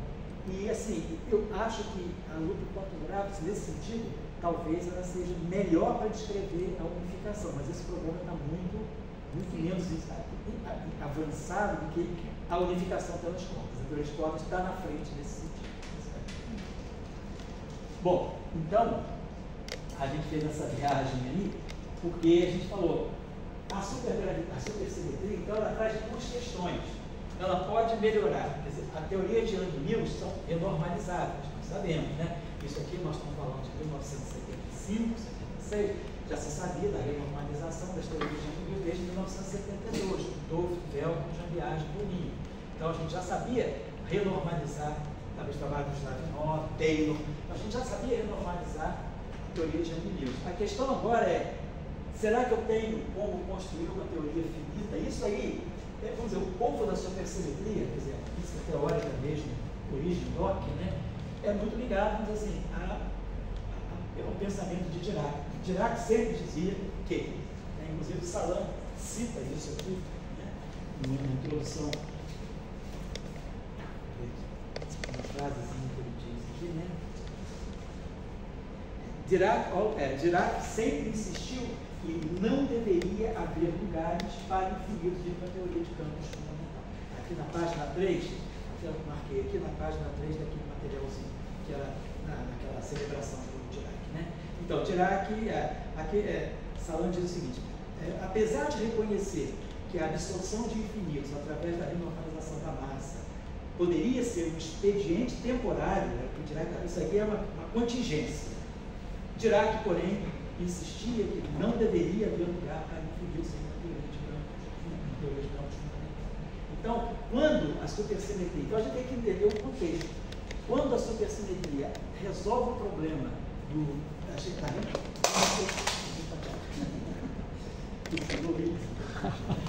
faz parte, né? Mas está tudo funcionando. Então, já dormiu, né, tchau? Depois de 4 horas daquelas aulas russas, né? Desculpa, tchau. Esqueceu, mas faz parte do jogo. A segunda aula foi melhor. Então é o seguinte, quando a supersimetria mostra que os infinitos são altamente reduzidos, aí então, opa, será que não pode ser finito? Né? E aí começou a se buscar. E aí a teoria de Yang-Mills n igual a 4, ela chega para dar a primeira teoria quântica de campos sem infinitos. Né? Esse resultado é de Dirac chegou a pegar esse resultado. Né?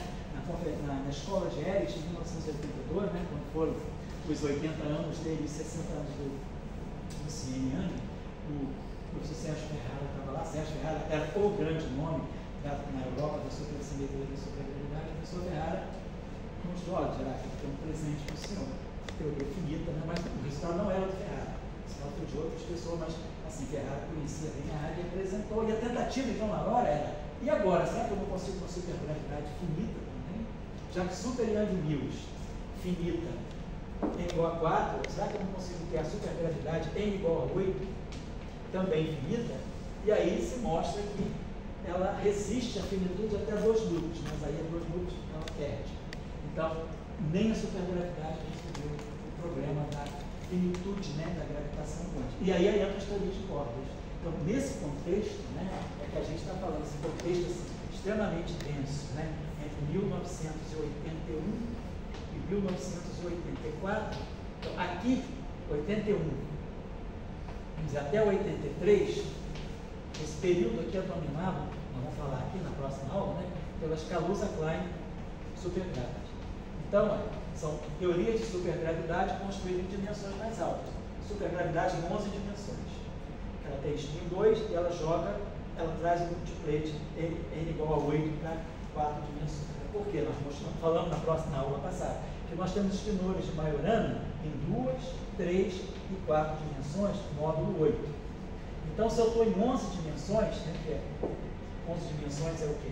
É 11 por 8, né, é 1 e o resto é 3, então módulo 3. Então, 11 dimensões eu tenho spinor, não tem Majorana mas tem Majorana. Eu tenho spinores de Majorana que são, na verdade, são spinores de Majorana, então eles têm 32 componentes. 32 componentes de Majorana, elas podem dar 8 spinores de Majorana em 4 dimensões. 32, né? Cada spinor de Majorana tem 4, então 32 por 4 é 8. Então eu posso ter 8 spinores de Majorana em 4 dimensões. E aí surgiu a chance da supergravidade n igual a 8 sair de uma supergravidade única em 11 dimensões. E aí isso foi o período que dominou. Mas aí o sonho de uma teoria de supergravidade ou renormalizável ou finita a todas as ordens morre, o que não acontece com o Yang-Mills. Yang-Mills permanece finita a todas as ordens. Supergravidade, isso nunca acontece. E aí, com isso, 84, as strings, as superstrings que já vinham sendo desenvolvidas, quando se chega a essa barreira da não renormalizabilidade, da não finitude, da supergravidade, você pensou, o que me resta? Qual é a minha única, eu vou me agarrar à última esperança que eu tenho. Na época era a teoria de supercorda. E é interessante a gente ver como é que a nossa comunidade funciona. Nas escolas de 81, 82, 83, 82 no TEI, o professor Salano nunca deixou de convidar o pessoal, o Green Schwartz, o pessoal do supercorda. Green, ó, a corda no pescoço para assim, demissão praticamente já assegurada nos Estados Unidos. E o Michael Green não tinha posição nenhuma, da Michael Green já era senhorinho, já, assim, faixa dos 40 e pouco, ainda era pós-doc. Quando é em 83, no final de 83, no início de 84, mostra-se que as supercordas dão teorias finitas. E aí, bom, eu lembro na escola de 83, quando a gente teve a aula do Green Schwartz, né, eles deram 3 aulas nessa escola, a escola ficou vazia. Todo mundo foi embora, praticamente. Nós demos pós-doc do CPP para ficar até um pouco, para poder manter a honra da instituição, sabe? Mas, sabe, vai todo mundo embora do auditório, vergonhosamente, né? Isso foi em abril. Quando foi em setembro, o estudo tive supercorda. Daí, no ano seguinte, quando eles vieram, com a casa cheia. A estrela da festa era o Green Schwartz, obviamente, né? Veio Eden também, veio Cross também. Aí foi super hiperfeito. Então, mostrando assim, como você falou, como a comunidade, né, ela se move por esses avanços, né? Então, em 84 ficou claro que supergravidade, vamos dizer assim, já era. Então, vamos entrar nesse. Então, aí a quanto densidade, vai se chegando cada vez mais a um processo de unificação. Então, é mais ou menos assim. Então, essa é a grande motivação, foi a grande motivação para estudar super Young Mills em âmbito aquático. É o exemplo da primeira teoria quântica de campos finitos. Então, e aonde é, como diz assim, qual é a matriz, né? Aonde é que eu posso tirar supersimetria em igual aquático? Se eu vou para 10 dimensões, espaço de Minkowski, né? Uma dimensão temporal, 9 dimensões espaciais. Então, estou nesse espaço aqui. Desse espaço aqui, eu tenho uma única supersimetria, n igual a 1. Isso em 10 dimensões. E aí, essa supersimetria, nós temos espinores de Majorana, vai em 10 dimensões. Qual é a diferença em relação a 4 dimensões? Em 4 dimensões, nós temos a matriz gama 5, que todo mundo lembra, né? Que ela tem um quadrado igual a identidade. E ela é π, gama 0, gama 1, gama 2, gama 3. E aí, claro, a matriz gama 5, ela pode me fazer definir férmions quirais. Então, gama 5 vezes o férmion de Weyl vai ser mais ou menos o férmion de Weyl, left ou right. E eu tenho, por outro lado, então isso aqui é Weyl. E por outro lado eu tenho Majorana, posso ter espinores de Majorana, que é isso aqui. Psi é C, psi barrado transposto, né? Que a gente pode escrever como sendo menos gama 0, C psi estável. Eu posso definir espinores de Majorana.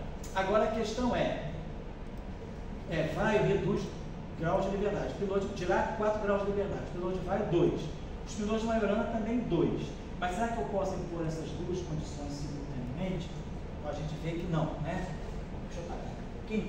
Pelas propriedades que a gente conhece das matrizes, né? Se eu tiver, nós temos a matriz gama 5 vezes um psi, vamos dizer que esse cara que seja um autoestado de gama 5, seja psi mais 1 ou menos 1. Vou botar aqui um zero da psi. Né? Então a gente pode tirar o conjugado de carga dessa equação. A gente vai tirar o conjugado de carga dessa equação. Zeta, que é um parâmetro real, mais 1 ou menos 1, e aqui psi c. Quando eu tirar o conjugado de carga, aqui eu vou botar c, gama 5, psi, tudo isso aqui barrado, transpondo. Essa é a definição de conjugado de carga. Eu pego o espinor, barro e transpondo. Né? Então a gente vai ter aqui c, psi barrado, gama 5 barrado, que é menos gama 5. E tudo isso aqui ainda ser transposto.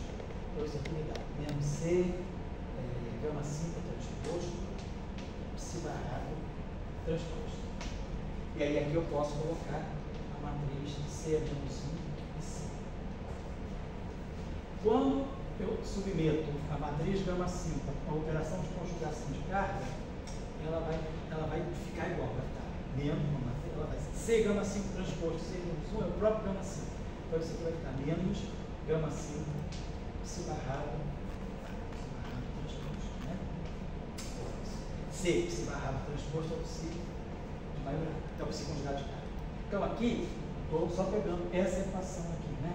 E agora, então vamos dizer assim, se eu começasse com psi igual a 1, né? Então eu vou ter isso aqui, então isso aqui é igual a menos, mas se esse cara é Majorana, então eu peguei esse espinor aqui, então, vou pegar um espinor quiral left, por exemplo, gama 5, psi igual a psi.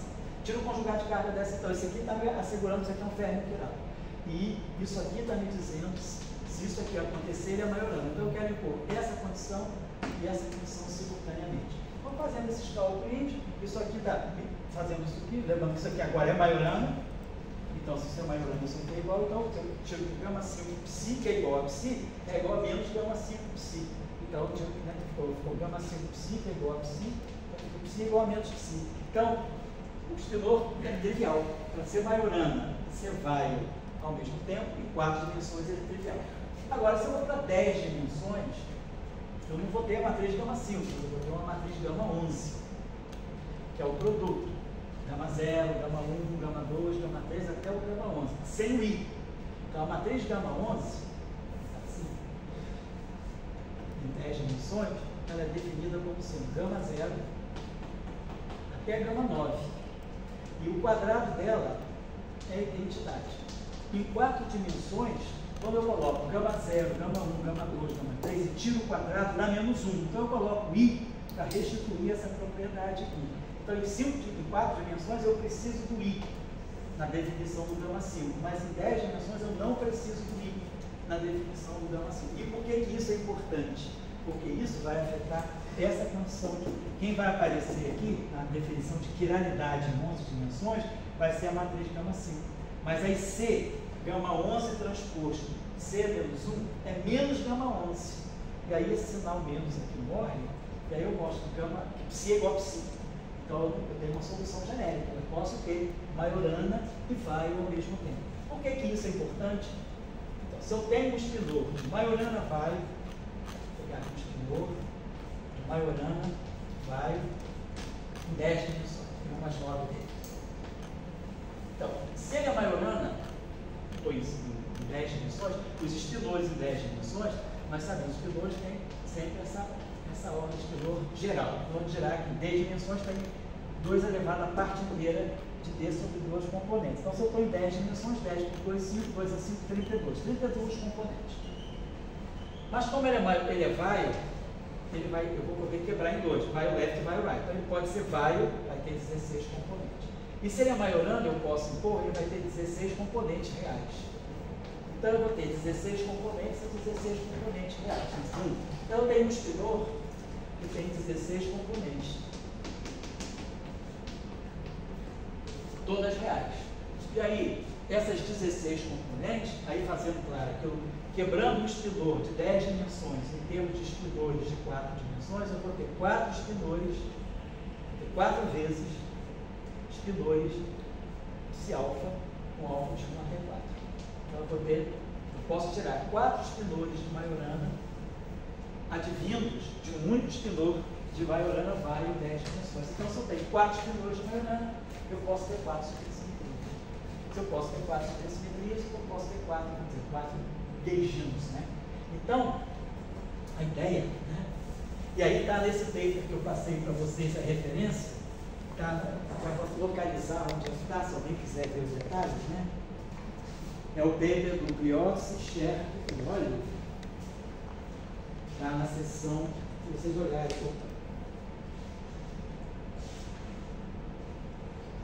a seção 12 é grande, deixa eu pegar, está na subseção 2.3.2, né? Que na verdade o título da seção é a existência de uma assinatura supersimétrica dos estados fundamentais de MSR. Mas isso aí é uma nomenclatura das coisas. O que ele quer aqui é pegar espinores de Majorana Vaio em 10 dimensões. Aí faz todo o desenvolvimento e aí chega na página, no final da seção 2.3.2, eu diria que é entre as expressões, né, quem tiver o paper, entre as expressões 2.50 e 2.56, ele mostra explicitamente como escrever as matrizes gama de Dirac em 10 dimensões. A gente sabe, né, que formar as matrizes de Dirac em 10 dimensões é muito simples, mas a questão é como eu vou formar de tal maneira que eu consiga separar psi1, psi2, psi3, psi4, psi5, psi6, psi7, psi8, psi9, psi10, psi11, psi12 e psi12, 13, 14, 15, 16. Então, eu quero que as 4 componentes elas sejam naturalmente, elas não se misturem em 10 dimensões. Quando eu fizer rotações correspondentes aos eixos 0, T, X, Y, Z. Eu quero que eles apareçam como espinores limpos de 4 dimensões. Então, isso requer um trabalho, como a gente mostrou na redução de 4 dimensões para 3 dimensões do setor fermiônico. Lembra que a gente fez o seguinte? A gente definiu uma álgebra de grifo em 4 dimensões, que era assim: gama 0, sigma y, 0, 0, menos sigma y. E aí pegamos gama 1 igual a I sigma x, 0, 0, menos I sigma x. Gama 2 igual a I sigma z, 0, 0, menos I sigma z.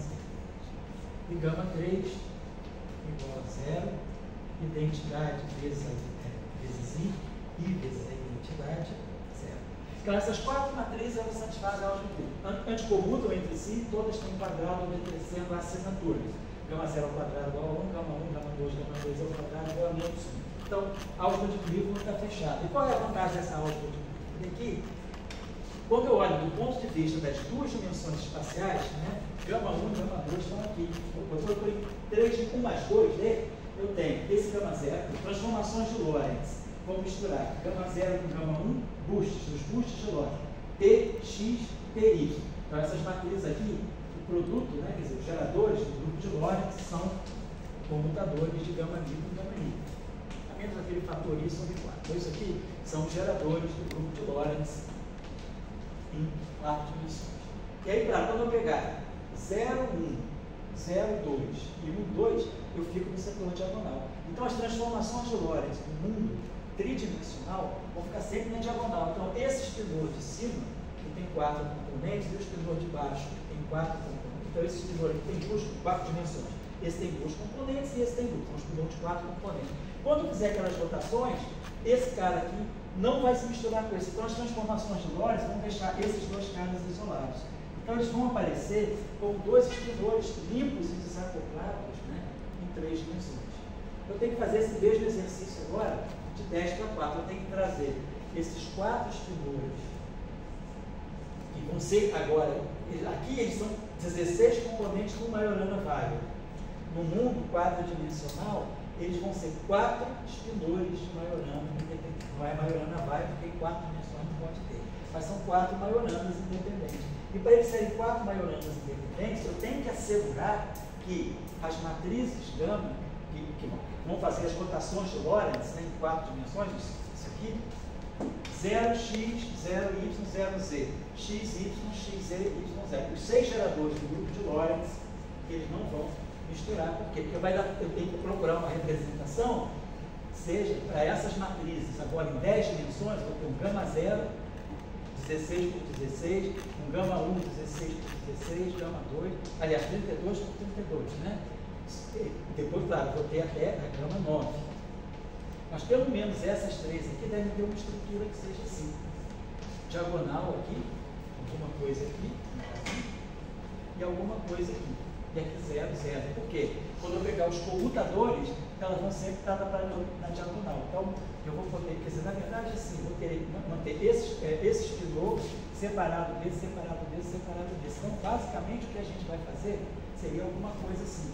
Se eu conhecer as matrizes que eu conheço, as matrizes gama de 4 dimensões, eu posso colocar aqui, ó, gama mi 4 por 4 aqui, assim, alguma coisa desse tipo. Então, um produto tensorial que é mais fácil, alguma coisa assim.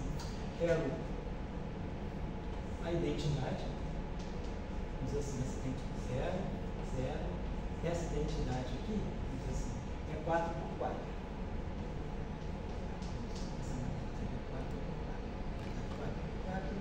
E aqui eu colocaria, nessa matriz que eu colocaria aqui, tensorial, as matrizes gama mi, elas têm, porque vai ficar o seguinte, quando eu colocar essa matriz gama mi aqui, ela tem 4 componentes, né? Então aqui eu vou ter, 2, eu tenho que colocar essa matriz em cima de cada identidade aqui, 2 por 2, assim vai ficar 8, 8, então seria uma matriz 2 por 2 aqui. Então a gente faria algo desse tipo. Eu vou pegar uma matriz, que vai ser o produto tensorial dessas 4 aqui com essas matrizes aqui. Fazer o produto tensorial, não o produto direto de matriz, não o produto matricial. E aí, com isso, eu vou garantir que eu separo essas componentes aqui como 4 espinores de Majorana. E aí, isso me mostra, então, fazendo esse mesmo exercício da ordem de livro aqui, a gente mostra que nós obtemos, né, a partir... Perdão, isso aqui. Então, voltamos agora para 10 dimensões e nós vamos escrever isso aqui rapidinho. A ideia é escrever agora quem vai ser o lagrangiano superior em Mills e 10 dimensões. Deixa eu botar aqui. Superior em Mills é igual a 1, 10 d. E aí, em 10 dimensões, o campo de, o potencial vetorial, né, a mim, tá certo. Então eu vou ter transformação de gauge, que tira um grau de liberdade. Quer dizer, no caso, na verdade, é isso aqui, né? O que tira o grau de liberdade é isso aqui. Então, para cada parâmetro, eu tiro um grau de liberdade. Mas assim, eu perco um grau de liberdade e on-shell, então eu vou ficar, off-shell eu vou ter 9 graus de liberdade, on-shell eu vou ter 8 graus de liberdade. Então, é o AMI sem a componente de gate e sem também, levando em conta, né, as equações de campo do campo vetorial, DMI, né, FMI. Tudo é campo livre. Tá? Aqui é tudo em livre. Mas para fazer a contagem dos graus de liberdade, a gente usa o campo livre. Então, se eu pegar uma equação tipo Max com 10 dimensões, né, essa equação aqui vai me dar a equação de Gauss, que vai eliminar o campo elétrico, né, por causa do vínculo, então eu fico só com eu perco um grau de liberdade devido à divergência de EC0. Então, um campo de Young-Mills, né, em 10 dimensões, com o shell ele tem 8 graus de liberdade. Da mesma forma que em 4 dimensões ele tem 2, quer dizer, a simetria de gate tira um grau de liberdade e a equação de campo tira um outro grau de liberdade. Na verdade, eu fico, vamos dizer assim, o que me garante isso? A transversalidade em 10 dimensões agora é isso. Eu tenho um vetor aqui e a transversalidade, né, se a onda se propaga nessa direção, igual em 4 dimensões, se a onda se propaga nessa direção, qual é o subespaço de 10 dimensões ortogonal a esse vetor? É um subespaço, 9-dimensional, espacial, de 9 dimensões. Ortogonal a esse vetor é um hiperplano de 8 dimensões. Então, eu tenho, na verdade, os 8 graus de liberdade transversos da forma do campo de luz livre de 10 dimensões. Então, no hiperplano é 8 dimensional. Então, são 8 graus de liberdade no chão. E aqui, usando o espinor de Majorana vai, tem 16 componentes off-shell. Mas, usando a equação de Dirac, eles estão tendo também 8 graus de liberdade no chão. Então, eu posso formar uma teoria de superioridade, onde tudo aqui, vamos dizer assim, é 10 dimensões. Nichatel, tudo isso aqui vai de 0 a 9. Tá? E aí, o que a gente viu? O que a gente está vendo? Um campo vetorial de 10 dimensões, esse Mi aqui, então ele vai ser o AMI das 4 dimensões, vai ter 0, 1, 2, 3. E depois a gente vai ter A5 até a componente 9, que é a 8ª componente espacial. Então, tem uma componente temporal, quer dizer, aqui eu tenho as 4 componentes, né, 4, e aqui eu tenho 6 componentes, né, 5, 6, 7, 8, 9, né, isso, 6 componentes, é isso mesmo, né, aqui eu tenho 4, né, 0, 1, 2, 3, exatamente, 4, e aqui eu tenho as demais componentes. Isso mesmo, aqui então eu vou ter 0, 1, 2, 3, e depois vamos sobrar aqui, em 10 dimensões, né, então são 4 aqui e 6 aqui, né? 5, 6, 7, 8, 9, né? Não, aqui não é só 4. É a 0, a 1, a 2, a 3. Isso é o mundo quadridimensional. Aí a 4, a 5, a 6, a 7, a 8 e a 9 são as 6 dimensões espaciais, né? Então, aqui eu vou ter 6 escalares. Do ponto de vista das rotações de Minkowski, aqui são 6 escalares. E aqui é um bóson, é um vetor das 4 dimensões. Então, de novo, claro, eu estou decompondo esse objeto aqui, que é uma representação de dimensão 10, né, do ponto de vista do SO9, eu estou decompondo ele segundo um vetor de SO3 mais 6 escalares de SO. Então, a gente está quebrando essa representação de SO9 e representações de SO. Então, eu tenho um vetor e 6 escalares. Então, isso também responde pelo setor Cauchy, do setor glosal. Agora, quando eu pego o setor de Dirac, o setor de Majorana, eu vou ter daqui, então, esse férmio aqui é um férmio de 16 componentes. Lambda 1, então vou ter. Vou botar assim, lambda 1, lambda 2, lambda 3, lambda 4. Eu tenho 4 lambdas, mas cada um desses lambdas é um espinor de 4 componentes de Majorana em 4 dimensões. Majorana, 4 componentes. Majorana, 4 componentes. Outro Majorana, 4 componentes. E outro Majorana, 4 componentes. Então, esse espinor de 16 componentes reais em 10 dimensões, que eu suponho que eu estou trabalhando na representação de Majorana, eu vou obter 4 férmions, né, 4 espinores alfa, que é o índice espinorial de 4 dimensões, 1, 2, 3, 4, e o índice e que vai de 1 até 4, que vai rotular o flavor, vamos dizer assim, vai ser o índice de distinção dos 4 escritores neurônicos. Então a gente vai acabar o dia, né, com Maxwell, Young Mills e o bóson de Gage. Então, um bóson de Gage, um bóson vetorial. Estou falando no sentido de que não estou esquecendo da multiplicidade de Young Mills. Se for o grupo S3 ou SN, a gente vai ter N2 menos 1 bóson vetorial. Um bóson vetorial. Depois eu vou ter 4 vermes maioranos. 4 maioranos. Assim. E depois eu vou ter 6 escalares. 6 escalares reais, que eu posso quebrar em 3 escalares complexos. 6 escalares reais e aqui 3 escalares complexos. Então, isso vai mostrar para a gente que a gente vai poder construir, eu vou poder trabalhar melhor isso. O John Strassky fez uma coisa, aqui nesse paper, do curioso, eles dão o lagrangiano, vou dizer onde está aqui, reduzido assim, está aqui, na equação 3.14, acho que então já é a seção 3, deixa eu ver que chama a seção 3 aqui. Quem está assistindo o curso de longe, eu acho que o Thiago colocou esse paper no curso, não colocou, Thiago? Acho que sim. Esse eu falei dos papers. Então você colocou no professor global já, né? Acho que esse é. Está no link da aula. Sim, da aula 8. Na aula 8. Perfeito. Obrigado, tchau. Então, quem tem... exatamente. Seção 3. Teoria de Young Mills supersimétrica e o modelo do Spinor atual.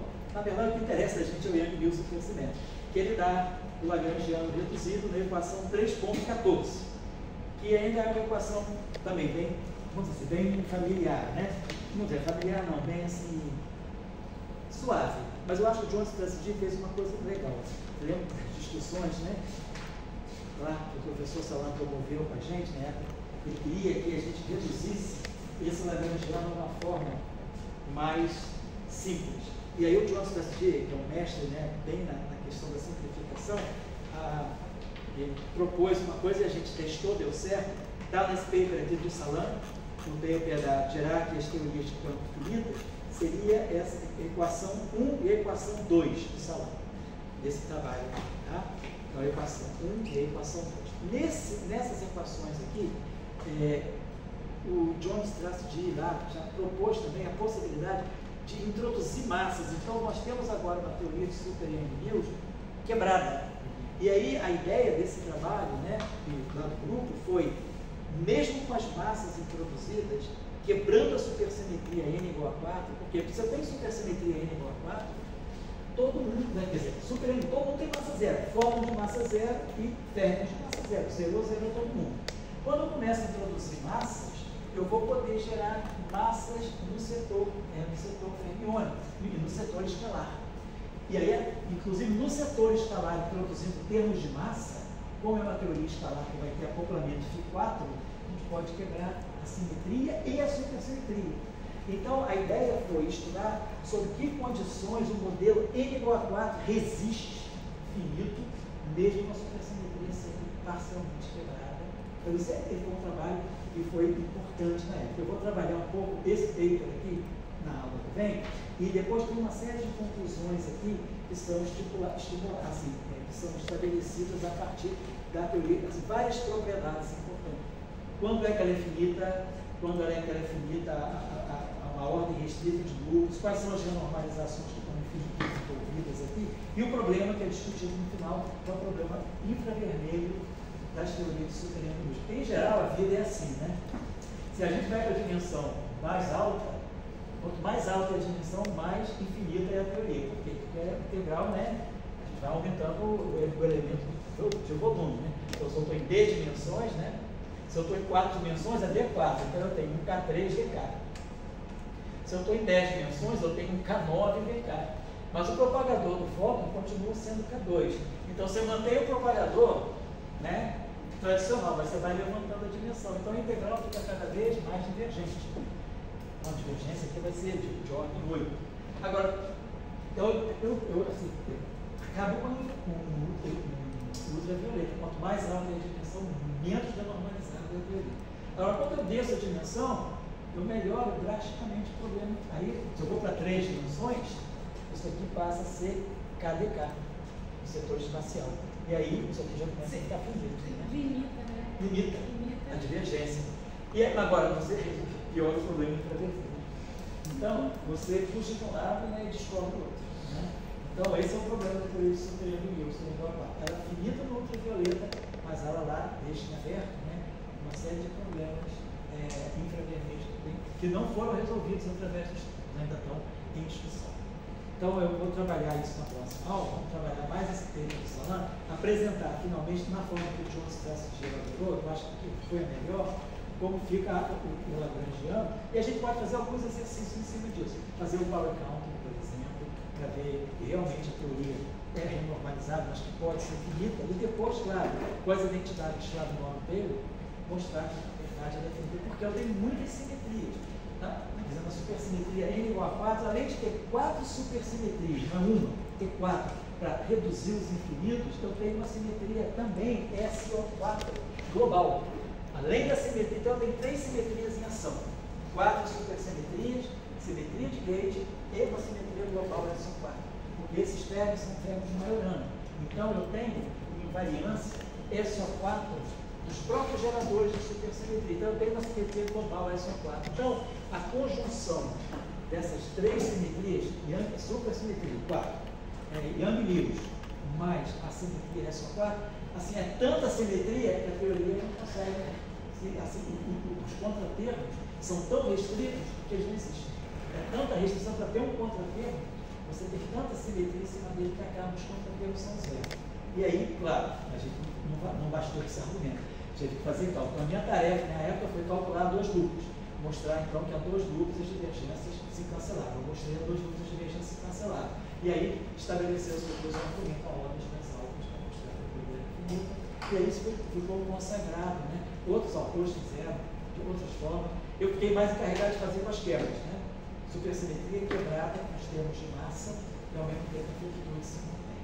Então, é isso que a gente vai discutir um pouquinho, que eu acho que esse é um resultado. Para finalizar, esse é um resultado importante. Você acha que ler, fazer a leitura desse trabalho? Você não precisa reproduzir os cálculos, não. Leu sim. Lê porque o Salin, inclusive, como o Salin é muito discursivo, assim, lendo a introdução e lendo as considerações finais, você vai aprender. Assim, ele vai falar de muitas coisas interessantes em paralelo. Então, ele tem assim, uma certa carga. Está na aula 8, né? Está na aula 8. Tem uma carga cultural boa para vocês, tá certo? Obrigada. Tá? Então, eu acho que vale a pena a gente ressaltar, quer dizer, desse curso aqui, porque eu abri essa sessão de Super-News. Porque, primeiro de tudo, um estudante como vocês, um estudante de doutorado, né, estudante futuro doutorando, né, então, assim, é importante vocês terem essa cultura. Vocês estão trabalhando numa área de física teórica de altas energias. Então, pelo menos assim, ter uma cultura do que é uma teoria finita, qual é a cara dela, por que ela é finita. Então, assim, essa tintura, esse argumento assim, meio argumento de salão, né? Não é um argumento da cozinha. A cozinha é outra coisa, a cozinha é sentar e fazer os cálculos. Né? Aqui é um curso mais assim, de salão de chá. A gente está contando isso para ganhar a cultura. Você vai no seminário, você ouve falar de N igual a 4, das quebras, aí você sabe que quebras permitem infinitude ou não. Então, é um pouco nesse sentido que eu trouxe. E depois também, né, porque a partir de 1997, 96, se inaugura a era Seiberg-Witten, que é uma outra fase da supersimetria, como se a supersimetria ela fosse uma criança entre 1973 e 1981. Depois de 81 até 96, a supersimetria se torna um adolescente.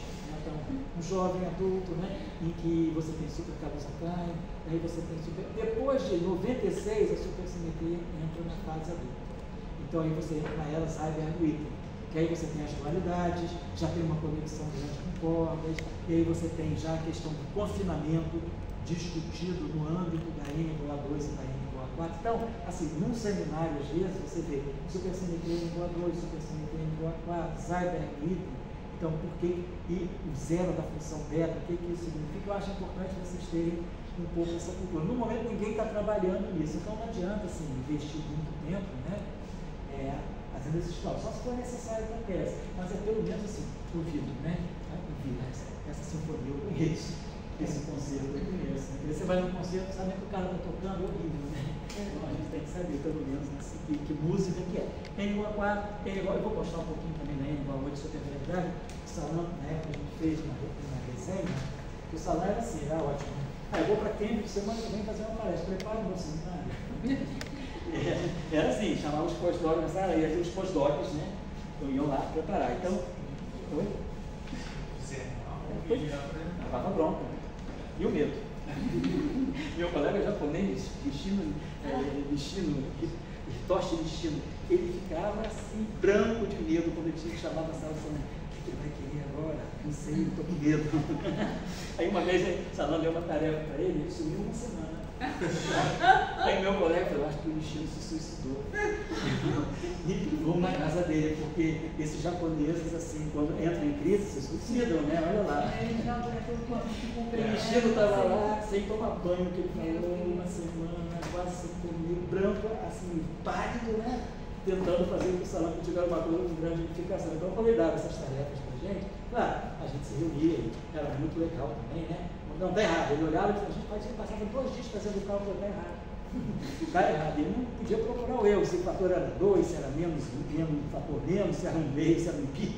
Vai em frente. Mas era um desafio bom, porque aí a gente aprendia bastante também, né? E depois que a gente passava o material para ele retornava para a gente. Essa pérola aqui, super bem escrita, né? Super bem colocada, as ideias. Somente essa grande ideia. Os Jones Classic faziam todos os cálculos. Era assim. De manhã, o salão estava fechado para o público. Das 9 até meio-dia, era Jones Classic no quadro, aquela letra linda, fazendo tudo no quadro. O salão só ia olhando. É errado, tá certo. O John era muito bom de cálculo, só não tinha visão global. Né? E depois de tarde, o salão recebia o público assim. Então, com a gente era assim, ele mandava a gente fazer as coisas, né? Mas ele mandou fazer uma coisa, aí quem entra em crise foi eu. Porque era completo, o resultado era completamente diferente do que ele falou. Cara, eu falei, como eu vou fazer? Mas eu fiz 1000 vezes, refiz. E nada, o Jones Strategy não estava lá, que o Jones Strategy ficava 6 meses em Trieste, 6 meses na Nova Zelândia, né? Inverno, ele ia para o verão da Nova Zelândia. E no inverno da Nova Zelândia ele vinha para o verão europeu. Ele não gostava de inverno. Então ele ficava 6 meses onde faz sol e 6 meses onde faz sol.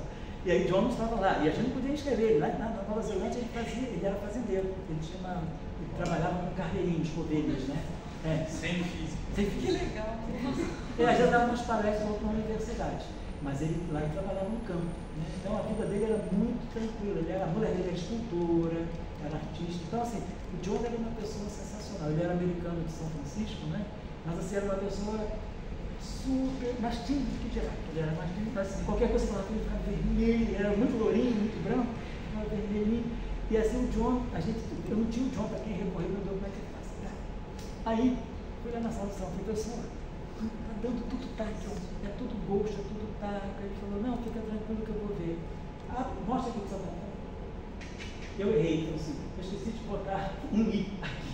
Era um I que é ao quadrado da minha zoom. Cacete, eu fiquei 2 dias assim, quem se suicidava era eu, não era Cristina.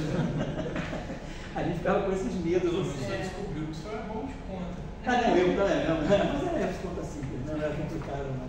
Assim, era assim, quando a secretária dele batia na nossa porta, a gente, que nos espera? Eu lembro uma vez, dia 5 de janeiro de 83. Começando a gente estava recesso, ele estava lá comendo, estava na hora do lanchinho das Dória, agora estava lá no CPT nessa época, um colega indiano, um colega chinês, estava lá comendo, tranquilo, chega a secretária e fala, Neto, ela não chamava de Neto, no seu salão eu quero falar com você hoje às 2 horas. Eu pensei, se prepara. O que veio por aí? Não era nada demais. Assim, ele queria que eu ficasse com uma sala perto da sala dele. Eu falei, isso eu não faço. Ela falou, olha, está chateado. Eu falei, não mesmo. Não, já preparei a sala. Eu falei, não vou sair da sala que eu estou não, porque eu já estou com meus colegas lá. Aí eu fui falar com ele, professor, olha, eu quero ficar na minha sala, porque ela é mais apartada, estou com os meus colegas lá. E ia ser uma coisa meio de privilégio. Né? Não, Não, você tem que não sei o quê, eu quero que você esteja aqui, mas eu sabia que era para ele toda hora ficar me controlando, né? Deu certo, né? Mas aí ele concordou de eu ficar lá na frente. Pessoal, tem uma questão social aí. Então, meu colega, eu vou ter um tratamento, eu vou ficar nessa sala melhor, sozinho. Lá a gente divide sala, nós somos 3 dividindo a sala, ele entendeu, né? Mas assim, a gente sempre ficava com medo, ele era bonzinho, né? Mas a gente tinha medo dele era bronca. Eu já levei bronca dele, cara. Às vezes eu levei uma bronca dele para do Dória. Que bronca, né? Dória fez, não por mal, claro, mas o Dória fez uma das Dorianas, né? Uma das confusões dorianas, né? E o salão ficou muito irado. Brigou, né? Ficou, falou pra gente, vocês fizeram errado. Era uma postura assim, de relações humanas, não era nada de física, não.